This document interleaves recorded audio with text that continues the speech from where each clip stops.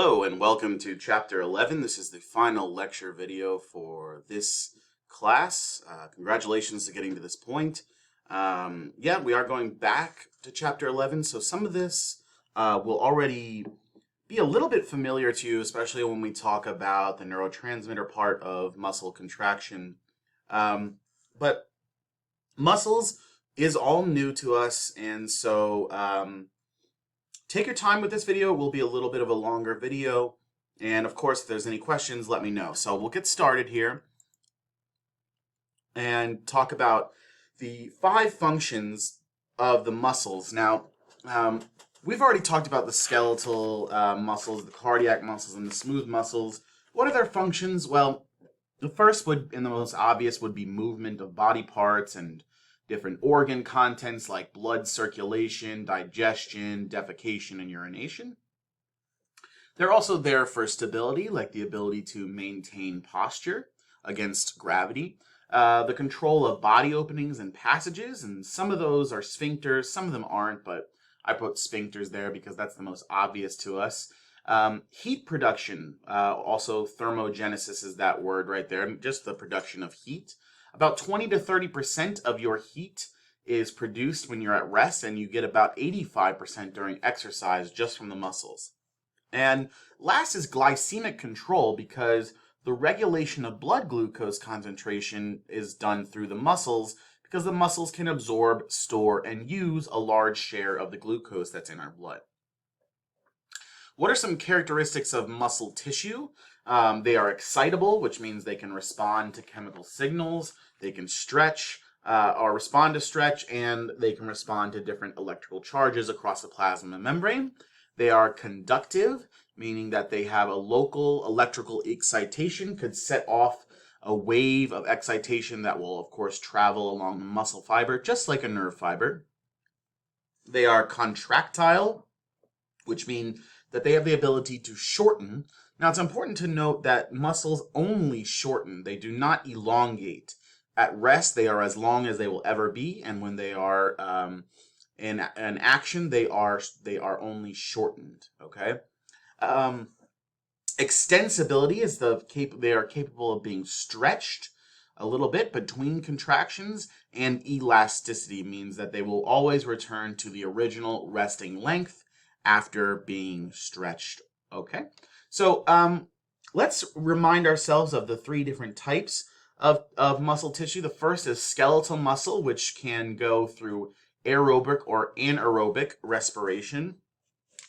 And we haven't even talked about that yet. So these slides will make more sense when you go through the whole video and then come back and look at it.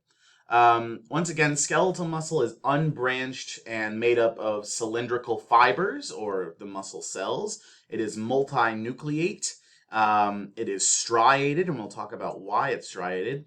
This is voluntary muscle, right? We have control over our skeletal muscles, and they contract at a fast speed. And what happens here is calcium binds with this molecule troponin, and we'll go through this today as well. So again, you come back to these 3 slides, and they'll make more sense at the end. Cardiac muscle, only aerobic respiration here. Remember those intercalated discs that we saw during histology? Now those allow those muscle fibers to communicate essentially, and so that your heart is beating in unison. These are branched cells. They are uninucleate, meaning only having one nucleus. They are also striated, but this is involuntary and goes through wavelength contractions. And the contraction speed overall is slow, but calcium also binds with troponin during the contractions. Okay, the last is smooth muscle, and smooth muscle is all anaerobic, and smooth muscle cells are short and tapered at each end. They are also uninucleate. They are not striated, hence being smooth muscle. These are involuntary. Don't think about smooth muscle contracting. They also go through wave-like contractions, but the contraction speed is very slow, and the calcium here binds with a different molecule called calmodulin. We won't talk about that today, but it's just a little bit different, but it's kind of the same process as calcium binding with troponin. And again, we'll get to that at the end of this lecture. So Now, we're going to do a little bit of a review of Chapter 10 here, and Chapter 10 is not assigned to any learning objectives for an exam or the lab, but Chapter 10 is really, really helpful, especially for the lab itself. So I would really recommend opening up your textbook and reading Chapter 10, not just settling for my short review here. But if we were to look at Chapter 10, we would find out how muscles are broken down. Now, muscles look like bundles of ropes that are bound together. An individual muscle cell is also called a muscle fiber. And connective tissue will wrap the fibers together in fascicles. Okay, so here is a fascicle. Here's another fascicle. Here's another fascicle. Here's another fascicle. And the muscles then are just essentially bundles of the fascicles. And they are anchored to the skeleton by tendons. Okay, so these are just some terms that we want to start coming together and putting together in our mind. Let's talk a little bit about the connective tissue of muscle. And so from deep to superficial, the endomysium is the deepest compartment. And the endomysium essentially is what nourishes each and every muscle fiber. And then the perimysium surrounds each fascicle. Okay, so here would be the perimysium. You can see it labeled here, but in the blue here, that's the perimysium. The epimysium is around the bundle of fascicles that makes up the muscle compartment. And almost continuous with the fascia, which is a broad sheet of dense irregular tissue that provides structure and allows contraction in unison, would be the fascia, the outer covering of that muscle. All right. Let's talk about the hierarchy of a muscle in general. So this entire thing, here's the tendon, here's the bone, here's the muscle. So this entire thing would be the muscle. We would break that down into the muscle fascicles. The muscle fascicles would each have muscle fibers. Each one of those would be a muscle fiber or a muscle cell. And interestingly enough, we could break down the individual muscle fibers into the myofibrils and the myofilaments. Okay, so this is all a review of Chapter 10 stuff. All right. A little bit more of a breakdown. A muscle is composed of those fascicles, which are tightly packed, long, parallel muscle fibers. It's supplied with its own nerves and blood vessels, and each muscle is enclosed in epimysium and that fascia. The fascia and the epimysium are what separates one muscle from another neighboring muscle. And then, of course, the tendons attached to the bone.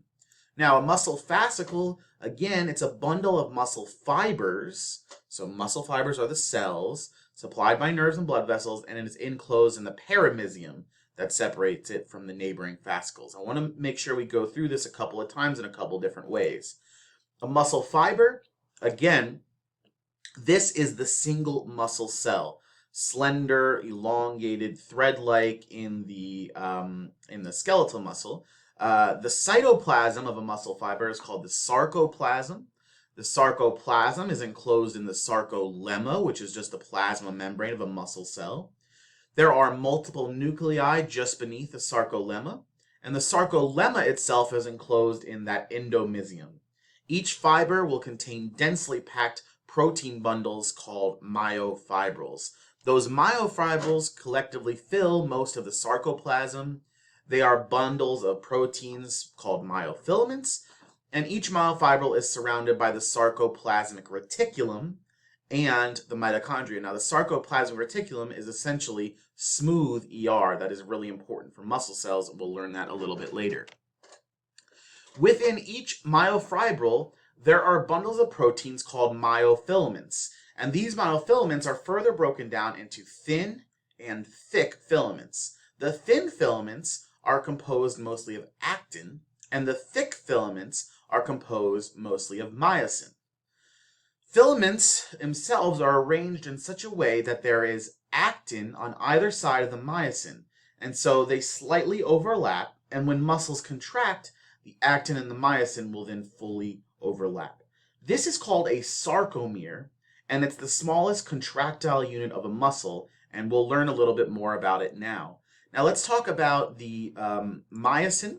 Myosin has a head which can move with the power of ATP, an actin binding site, and this tail. Now, myosin is put together in what are called the thick filaments. So you can see all of the different heads on this thick filament of myosin. The thin filaments are made up of actin, and we have two intertwined strands of actin, and each of them have a site that can bind to the myosin heads. Now, these are blocked by tropomyosin and troponin. So tropomyosin is this long sort of bluish color, and these block the binding sites where the actin would bind. And so in order to move that away, we have to mess with the troponin molecule, which is a small calcium binding protein. And so you'll learn that calcium ions are what bind to troponin that allow the actin binding sites to be uncovered. And so I'll show you videos of that, and we'll talk about it more as we move on. So let's get more into this sarcomere. Now, each myofibril itself is divided into little units called sarcomeres. This is the contractile unit of a muscle cell. It's the smallest part or unit of a muscle that can actually do the contractions. Sarcomeres are bordered by what are called Z lines or Z discs. Not sure why they can't pick one name, but either will suffice. And then an overlapping pattern of thick and thin filaments. That overlapping pattern is actually what causes these cells to look striated. Okay, so you can see a light, a dark, light, a dark, a light. Yeah, and then here are the Z discs or Z lines. Okay, let's talk a little bit more about some T-tubules. The T-tubules is essentially, they're called transverse tubules. So as you can see, the sarcolemma is this pink, clear pink color, and it transverses the sarcoplasm, and it crosses in what are called T-tubules. Okay, T-tubules, and these T-tubules are actually an extension of the sarcolemma, and they're there so that you can pass on messages from the sarcolemma to the inside really quickly. Then we have the sarcoplasmic reticulum, which is just the smooth ER, which you can see here in the green.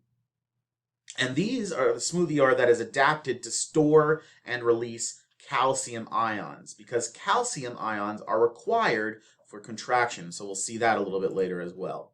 What else is in a muscle fiber? Well, again, multiple nuclei if we're talking about skeletal muscle. Lots of mitochondria because we need to make lots of ATP here. Glycogen as a store of glucose. Myoglobin. It's a protein that's similar to hemoglobin, and it stores oxygen for mitochondria. And interestingly enough, the more myoglobin in a muscle, the more red it is. So fish, being white, has very little myoglobin, but beef, being red, has a lot of myoglobin. Just a kind of interesting little factoid there. Why do we need oxygen? So that we can go through aerobic respiration and make ATP. All right? So now would be a good time to pause this lecture and see if you can label some of these parts. You can see here, this blue part is the sarcoplasmic reticulum. And look how it surrounds each of the myofibrils. So you can also see lots of mitochondria and also the T-tubules. Okay, so it's a good time to make sure that we're caught up to what these are. This is a muscle fiber, and we can see myofibrils and myofilaments. This is one muscle cell, all right? Okay, and when you're ready to come back, we can answer these questions. So what is another name for a muscle cell? I'll give you a second. B, muscle fiber. What is the functional unit of a muscle cell? C, sarcomere.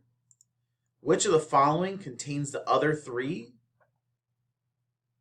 The answer here is C, because fascicles contain fibers, cells, which contain fibrils, which contain filaments.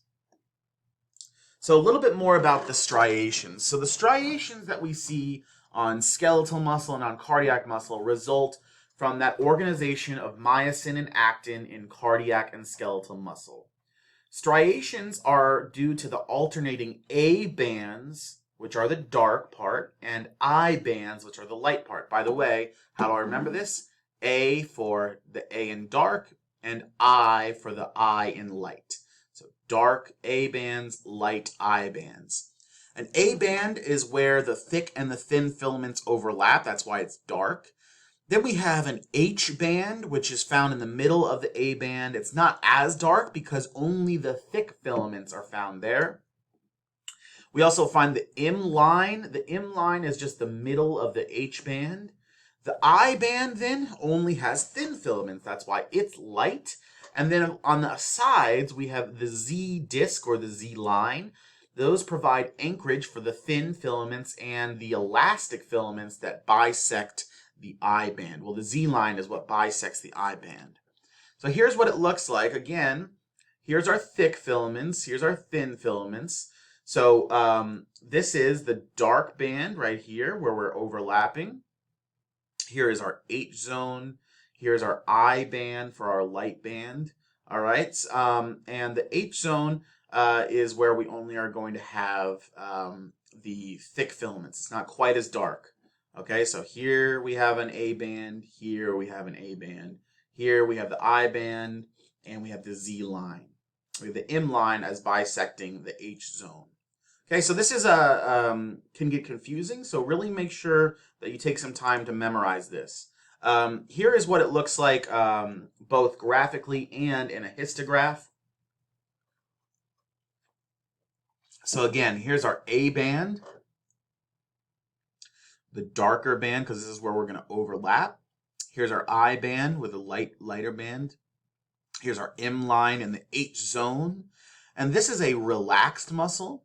And then a contracted muscle, you can see that the H zone and the I band both shorten because we have contracted this muscle and the overlapping has increased. So you can see here previously was the I band and the Z disc or Z line, but it's gotten much shorter here, and so has the H zone because we have contracted the muscle at this point.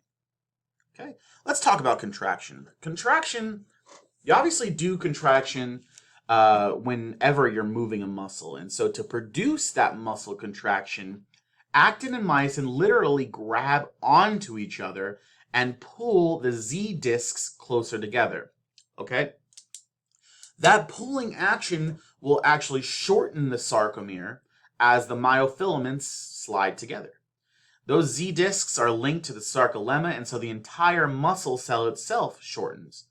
And this is summed up over many, many sarcomeres and many, many myofibrils. And so this pulling action will produce a force as the muscle cell contracts. And so this is obviously not happening in just one sarcomere, it's happening in hundreds upon hundreds of thousands and maybe millions, okay? Here is an image of overall muscle contraction. Here we have the uncontracted sarcomere. The Z lines or the Z discs are at our maximum distance apart, and the overlap of the myofilaments is at the resting state. So that we can see a big A band, the A band, we can see a big I band, and a big H zone. We start to contract. Here's our partially contracted sarcomere. The Z discs have moved closer together, and the overlap between the thick and the thin filaments has increased.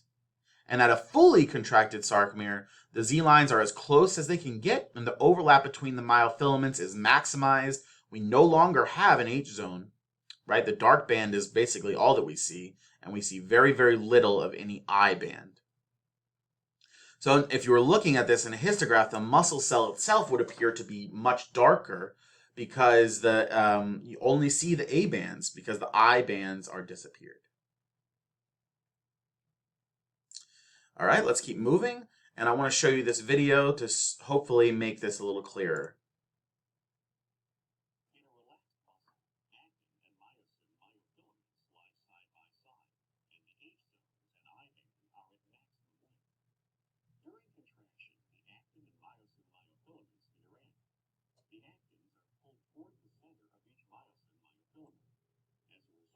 sarcomeres shorten. In the fully contracted muscle, the ends of the actin myofilaments overlap, the H zones disappear, and the I band becomes very narrow. All right. So that's a good video. You can find that on YouTube yourself if you want to watch it again.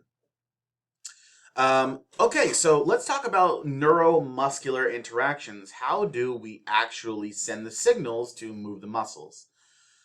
Of course, we already know this to some extent, that the skeletal muscle fiber has to be stimulated by the nerve impulse in order for the muscle to contract.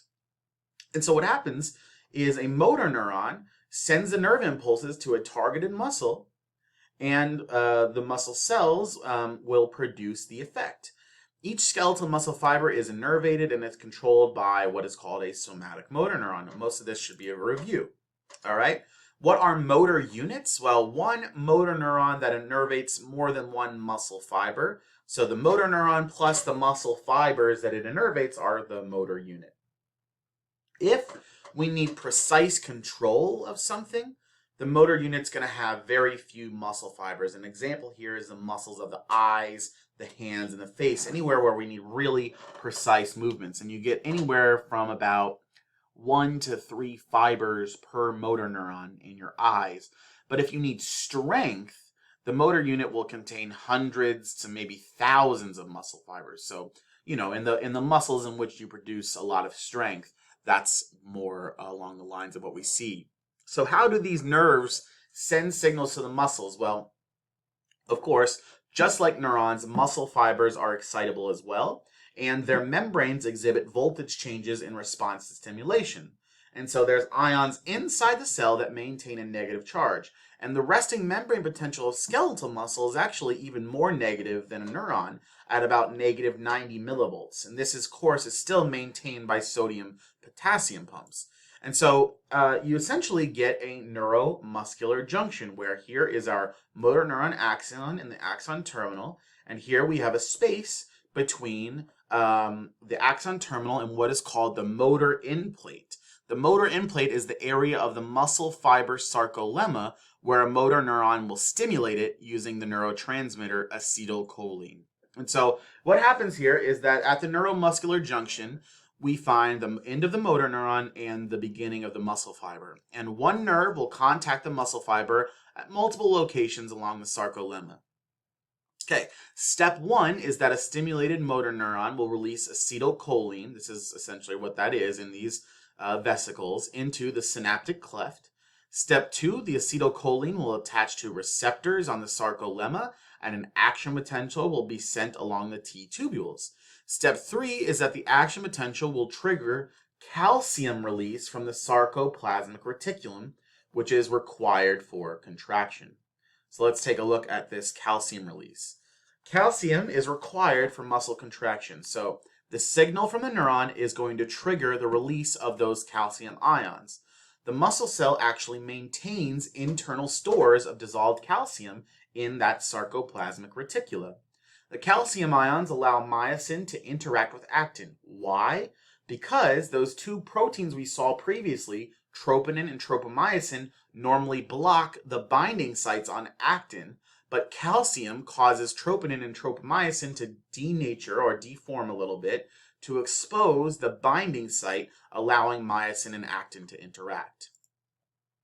So here is normally when it's covered, the troponin and the tropomyosin cover the binding sites. Calcium binds to troponin and moves it out of the way so that the binding sites are exposed, and then actin and myosin can interact. Now, ATP is, of course, going to be required for muscle contraction. Anytime you're doing cell work, you're going to need to use ATP, and so it provides the energy that powers this muscle contraction. Excuse me. ATP attaches to myosin and charges the myosin protein for action. Okay, I'm back now. ATP attaches to the myosin and charges the myosin protein for action. Now, this energy produces the pulling action where myosin attaches and looks quite literally like it pulls on the actin. Once ATP sort of quote-unquote charges the myosin, myosin will hold on to ADP and an inorganic phosphate and get ready for the next round. So let's look at this in a video form, as you can also laugh at me for choking while talking. That's great.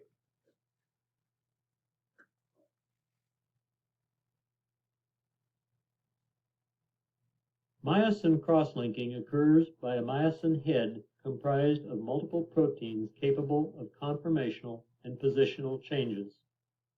The myosin heads bind actin binding sites and undergo a conformational rearrangement in their proteins. The conformational rearrangement rotates the position of the head and pulls the actin along the myosin. In the next scene, we will look at the biochemical events related to actin-myosin binding. Cool. So that's what it looks like. Let's talk about it step by step. So this is literally the step-by-step process of the previous video we just watched. Step 1 is that calcium will come over and bind troponin and tropomyosin and move them out of the way. Step 2 is that an activated myosin can grab onto the actin binding site and form a cross bridge. All right. Step 3 is the power stroke, where energy from ATP is used to move the myosin head and pull the actin filament. Step 4 is the cross bridge releases and ATP binds back to the myosin head, causing it to detach from the actin. And sort of step 5 is that we're back and we're returned to a cocked position, meaning like you have cocked a gun and you're ready to shoot again. Same idea, we're ready for this process to happen again. So you pull, pull, pull, and that is how these contractions go.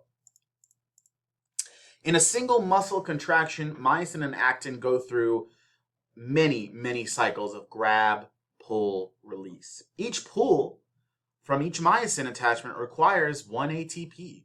This was referred to as excitation-contraction coupling. When the nerve stimulation stops and we stop sending that nerve signal, acetylcholinesterase will degrade that acetylcholine in the synaptic cleft, right? We got to get rid of that neurotransmitter so that calcium will stop being released and also be reabsorbed into the sarcoplasmic reticulum. And then, of course, the absence of calcium will prevent myosin and actin from grabbing onto each other, and then the muscles will relax. Okay? Here's a little bit of a review now. There are 4 phases of contraction and relaxation. The first is excitation, where a motor neuron action potential leads to muscle action potentials. The excitation-contraction coupling, the APs on the sarcolemma get linked to the myofilament activation, preparing them to contract.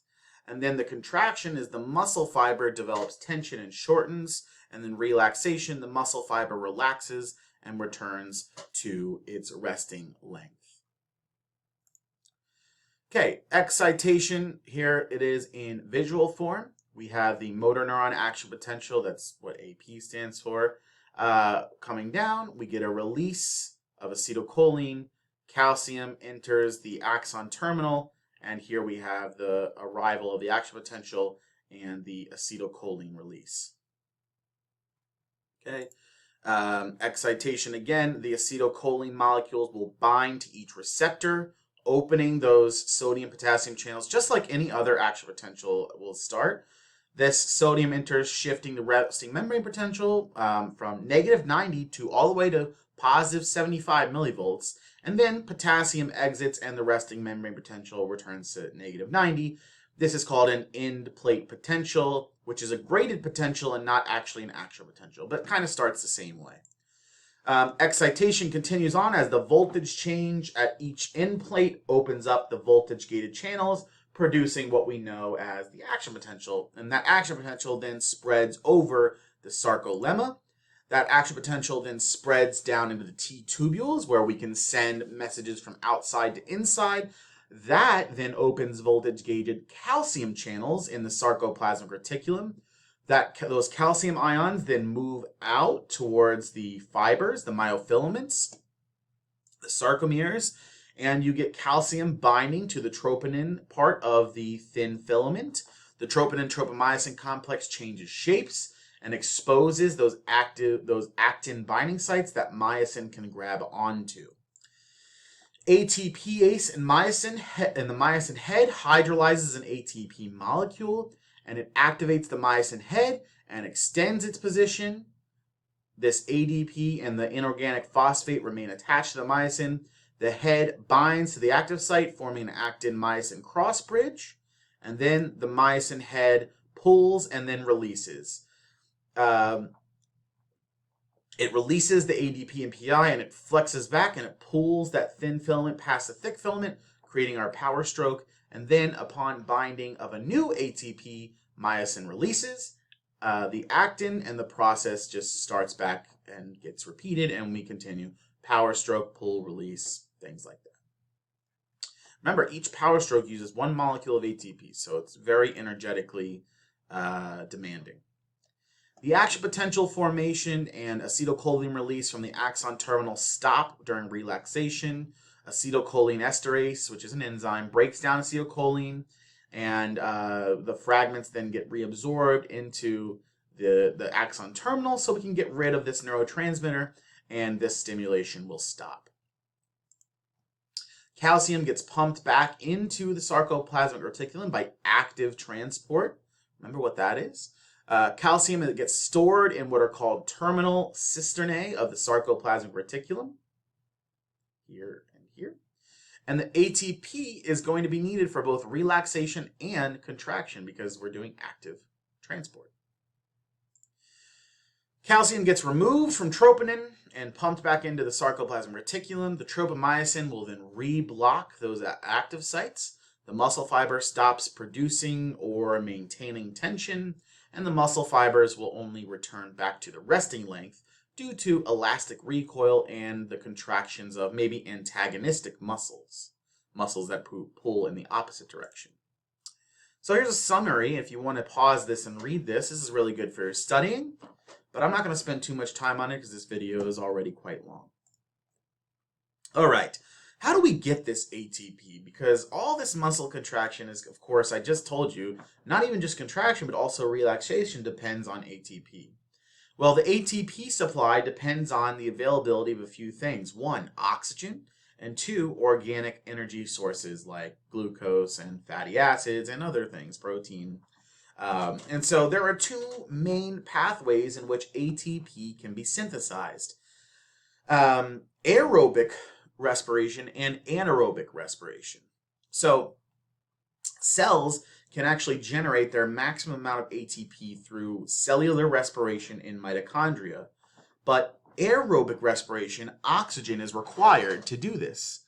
Luckily, oxygen from both hemoglobin in the blood and myoglobin in the muscle fibers can be made available for this. And in addition, biomolecules will be brought to the mitochondria to go through aerobic respiration to make the most amount of ATP. But we don't always have enough oxygen available, and that is when we can get into anaerobic fermentation, which enables cells to produce ATP in the absence of oxygen. Let me go back. The problem with this is it only gives us just a little bit of ATP, and it produces something called lactate or lactic acid, and we'll get more into this in a few slides down the line. So, assuming you aren't on a treadmill right now, or you're, hiking or running to your next class, you are going through aerobic respiration, and this is because you have enough oxygen. And so, aerobic respiration is employed during inactivity or light to very moderate activity because the oxygen is going to be readily available from both hemoglobin and myoglobin. Let's say that after we sprint for a little bit, we use our cardiopulmonary systems to increase respiration and increase blood oxygen. But if exercises are longer than 10 minutes, over 90% of the ATP could be produced aerobically. But when we get past that and the ATP gets depleted, various fuel molecules could be used to regenerate that ATP. But what you'll see is that there is a speed versus efficiency trade-off. Okay, normally, when there's excess ATP, muscles will transfer a high-energy phosphate from ATP to creatine, and that generates creatine phosphate. Now, Creatine phosphate is a storage form of readily available energy. There are 5 times more creatine phosphate molecules than there are ATP in muscle cells. And when muscle cells contract, the creatine phosphate gets converted into ATP and creatine. But this actually gets depleted quite fast, in about 10 seconds actually. And then it's all gone, and we are still running out of oxygen, and we have a problem. So our problem is, we don't have any oxygen. We don't have any more creatine phosphate. We need ATP. How do we do this? Our solution is anaerobic respiration. This gets employed during periods of long, strenuous activity. It occurs when your oxygen is just insufficiently being delivered to muscle fibers. Glucose is broken down quickly into 2 lactic acid molecules, yielding only 2 ATP. Now, lactic acid can be metabolized in muscle cells, nerve cells, and liver cells, but the accumulation of that lactic acid is actually what you feel as muscle burn. So if you're lifting weight or you're walking up a whole huge flight of stairs and your legs and your arms start to really burn, this is the buildup of lactic acid because you are now in anaerobic respiration. Okay, now we'll just talk a little bit more about a couple of other things on our list here. Muscle atrophy is the weakening or shrinking of a muscle. Some cells can actually reach a point of no return and will never return to a normal size to do normal functions. This can be caused by immobilization, just not using it, or loss of neural stimulation, brain trauma, spinal cord trauma. And so if it's not a disease-related cause of atrophy, then essentially it's only going to happen through not using it. So no exercise, you can get atrophy, so you got to use it or you lose it. Now, on the opposite end of that, hypertrophy is an enlargement of muscle cells, a splitting of muscles, and hypertrophy of both.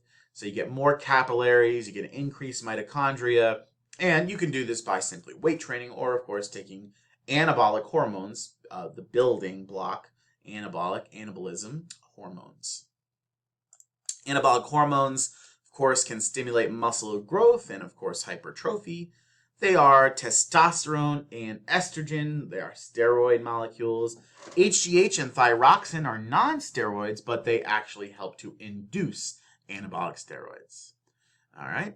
Now let's talk about a twitch. And what is a muscle twitch? A twitch is what happens when one muscle fiber contracts in response to a command by the nervous system. So literally, it's just called a twitch. The tension produced by a single twitch can be measured by what is called a myogram, which measures tension over time. And each twitch undergoes 3 phases: a latent period, a contraction period, and a relaxation period. Okay, so here is what a myogram looks like. And so a single stimulus causes this twitch. Okay, this is one twitch. There are 3 periods to it. Now, a twitch is just one, but twitch summation, or also called TREP, is the addition of a second twitch, which results in greater tension.